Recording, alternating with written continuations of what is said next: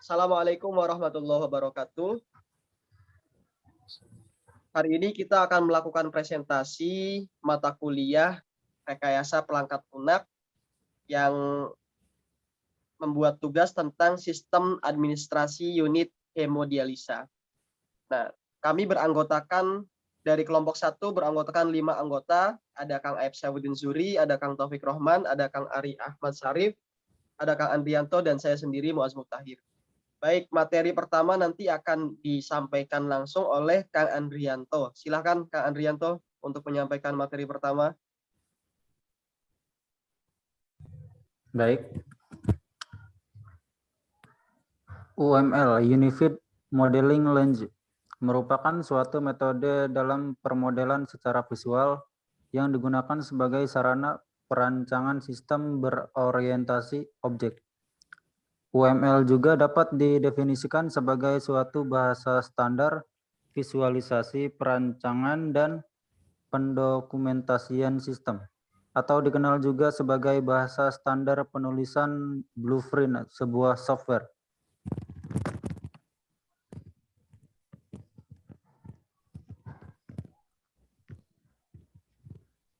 Selanjutnya ada use case diagram. Use case diagram adalah satu jenis dari diagram UML, Unified Modeling Language, yang menggambarkan hubungan interaksi antara sistem dan aktor. Use case dapat mendeskripsikan tipe interaksi antara si pengguna sistem dengan sistemnya. Use case merupakan sesuatu yang mudah dipelajari. Langkah awal untuk melakukan permodelan perlu adanya suatu diagram yang mampu menjabarkan aksi aktor dengan aksi dalam sistem itu sendiri, seperti yang terdapat pada use case. Untuk contoh use case diagram akan dijelaskan oleh Kang Ari. Mangga, Kang. Use case diagram, sistem administrasi unit hemodialisa. Di sini ada petugas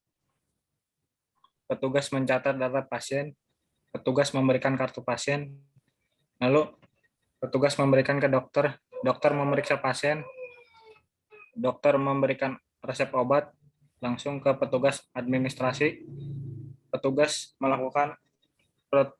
menerima pembayaran, dan seterusnya. Activity diagram. Activity diagram atau dalam bahasa Indonesia berarti diagram aktivitas. Merupakan sebuah diagram yang dapat memodelkan berbagai proses yang terjadi pada sistem. Layaknya runtutan proses berjalannya suatu sistem dan digambarkan secara vertikal. Activity diagram adalah salah satu contoh diagram dari UML dalam pengembangan dari use case. Slide selanjutnya. Activity diagram, sistem administrasi unit hemodialisa. Petugas bisa menjadi pendaftaran dan petugas administrasi. Di sini ada petugas, sistem, sama dokter. Petugas mendata pasien, lalu menyimpan data pasien, lalu mencetak kartu periksa, lalu memberikan kartu pasien, lalu memanggil pasien untuk diperiksa, menuju ke dokter, memeriksa pasien, dan memberikan resep obat. Lanjut, menyimpan data pemeriksaan pasien, terus mencetak total biaya pemeriksaan, terus menerima pembayaran. Slide selanjutnya.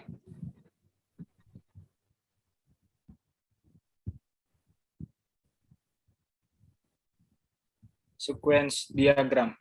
Sequence diagram merupakan diagram yang menjelaskan interaksi objek berdasarkan urutan waktu. Sequence dapat menggambarkan urutan atau tahapan yang harus dilakukan untuk dapat menghasilkan sesuatu, seperti yang tertera pada use case diagram. Sequence diagram. Sequence diagram merupakan diagram yang menjelaskan interaksi objek berdasarkan urutan waktu. Sequence dapat menggambarkan urutan atau tahapan yang harus dilakukan untuk dapat menghasilkan sesuatu, seperti yang tertera pada use case diagram. Next. Nah, di sini ada sequence diagram sistem administrasi unit hemodialisa. Di sini tertera ada tabel sequence diagram 1, ada tabel data ruangan, kemudian form tambah data, lalu di line 2 ada data ruangan, line 3-nya ada pengajian model. Nah, line 1 ini merupakan perawat. Dia memiliki cara pertama mengklik submenu ruangan, lalu mengklik tombol akses hapus, kemudian yang ketiga hapus data, lalu keempat delete. Kemudian yang kelima mengklik submenu tambah, keenam tambah data, ketujuh import data, kedelapan result, lalu kesembilan di sini cara meresutnya ada muncul pesan tambah data ruang berhasil. Lalu ke-10 muncul pesan tolong lengkapi form. Berikutnya untuk user interface sistem administrasi unit hemodialisa. Ini merupakan user interface sederhana ya. Di dalamnya terdapat beberapa tampilan user interface, mulai dari halaman utama, menu, pendaftaran, pemeriksaan, tindakan, pembayaran. Nanti akan ada prototipenya. Langsung saja, ini untuk yang pertama, sistem administrasi unit hemodialisa. Ketika kita menekan tombol start, maka masuk ke menu layanan administrasi. Di dalamnya terdapat pendaftaran, pemeriksaan, tindakan, dan juga pembayaran. Kalau kita klik pendaftaran, masuk ke pendaftaran pasien, dijelaskan secara sederhana. Setiap pasien baru diterima di pendaftaran pasien akan ditanya oleh petugas pendaftaran pasien guna mendapatkan data identitas yang akan diisi oleh formulir pendaftaran pasien oleh pasien atau keluarga pasien. Setiap pasien baru akan memperoleh nomor rekam medis yang akan digunakan sebagai kartu berobat yang harus dibawa pada setiap kunjungan berikutnya ke rumah sakit, baik sebagai pasien berobat jalan maupun rawat inap. Baik, untuk berikutnya adalah pemeriksaan pasien. Setelah menyelesaikan pendaftaran, kita dipersilakan untuk menunggu di ruang tunggu, kemudian dipanggil untuk selanjutnya masuk ke ruang pemeriksaan. Nah, di dalam ruang pemeriksaan ini pastikan kita harus yang pertama datang kembali dan membuat janji atau tidak. Kemudian yang kedua, apakah mendapatkan resep atau tidak. Jika kita mendapatkan obat, pastikan beli di apotek atau farmasi kita atau rumah sakit yang bersangkutan. Kemudian juga untuk tindakan pasien setelah melakukan proses pendaftaran dan pemeriksaan, maka tahapan berikutnya adalah tindakan dengan memperhatikan hak-hak pasien sebagai berikut. Di antaranya adalah memperoleh layanan yang efektif dan efisien, kemudian juga meminta konsultasi tentang penyakit yang dideritanya kepada dokter. Kemudian untuk langkah terakhir ada pembayaran. Setelah semua langkah demi langkah tahapan dilaksanakan, maka yang terakhir adalah melakukan pembayaran disertai dengan pembelian obat-obatan yang sebelumnya telah direkomendasikan oleh dokter. Kemudian selanjutnya ini adalah merupakan prototipe sederhana dari sistem administrasi unit hemodialisa menggunakan Figma ya.